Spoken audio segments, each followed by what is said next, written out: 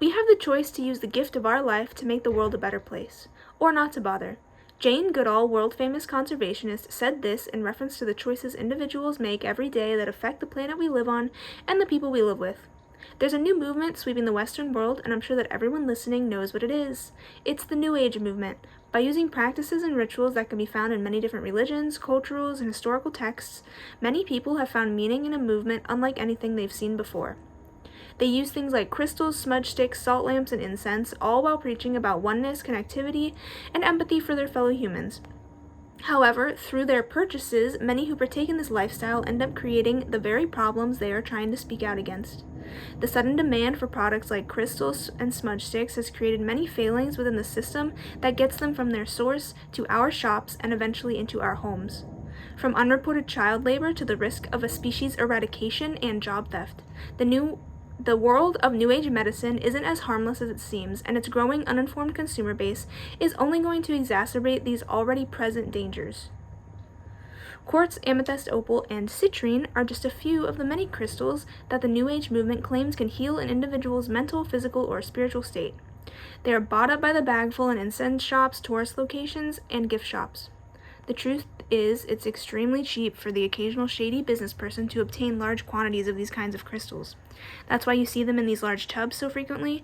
They are so cheap because the places and people that these rocks come from are not transparent in their dealings, and the way they get from the mines to the consumers is often hidden behind lies, shady business deals, and deception. Forced child labor or extremely cheap slave wage labor is how the costs of these crystals are kept down. If you're buying from some New Age shop downtown or a gift shop in a heavily trafficked area, trying to track down the original source of the crystals you're buying is pretty much impossible. An article by The Guardian chronicles the dangers of these laborers some children must face, forced to go into unsafe mines and tunnels that are at risk of collapsing at any moment, and for nothing more than pennies a day. This kind of slave labor is the exact thing that Americans need to stand up against. The absence of rights for these children and for these people is a direct attack on the rights of citizens around the world. No government should allow for these kinds of practices, and the purchasing of these crystals by people in the US and other Western countries only shows how blind and hypocritical we are. We want rights for ourselves and for our families, but the rights of the people making our clothes and making our rocks aren't even an afterthought. And this egregious violation of a whole people doesn't stop once it reaches American soil. No, the New Age movement has created a huge problem for Native American communities across the U.S. A specific species of sage, called white sage, is what is preferred for a New Age ritual called smudging. It's derived from a historical Native American practice which today is used by many Americans to rid their homes of dark energy or evil spirits. There's plenty of sage across the U.S., but not all of it is white sage. This very large market demand for white sage has created the very shady world of the sage mafia.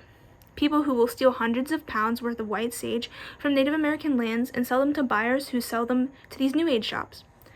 Again, the unwillingness of us, the consumers, to demand to know the sources of the items we're consuming means that criminals will run rampant, destroy and endanger a whole species that isn't just important to an ecosystem, but is also an important cultural symbol to Native Americans as a whole. As consumers, we hold massive power over the people who create these problems. We hold the money they want. By voting with your wallet, you can push buyers into ethically sourcing their materials and to follow the chain of production from start to finish. By refusing to buy these products, or by refusing to buy them from anywhere other than reputable and ethically sourced companies, consumers can take the money out of the hands of these shady business practices and into the hands of people who really need it. Imagine a world where children don't have to risk their lives in unsafe working conditions in order to afford to feed their younger siblings. Imagine a world where parents weren't forced to send their young children to do back-breaking work in order to afford to simply keep living.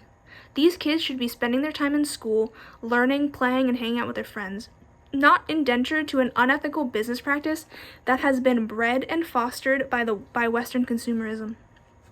Imagine a world where Native American people could have a large market all their own, where they could rely on something other than gambling and casino profits. According to the U.S. Census, 27% of all Native Americans live in poverty.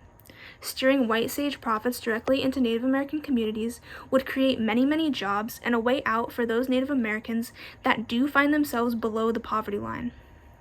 Buying crystals and stones from places like Nature's Artifacts, Naro, and many others who clearly on their website have information about the mines their crystals come from and the steps they are taking to ensure that their crystals come legally from a place where people working there are receiving the benefits of their hard work. That is the best way for American consumers to combat this growing problem. Buying a different species of sage or buying white sage directly from reputable Native American sellers and farmers can actually help to boost Native American economy.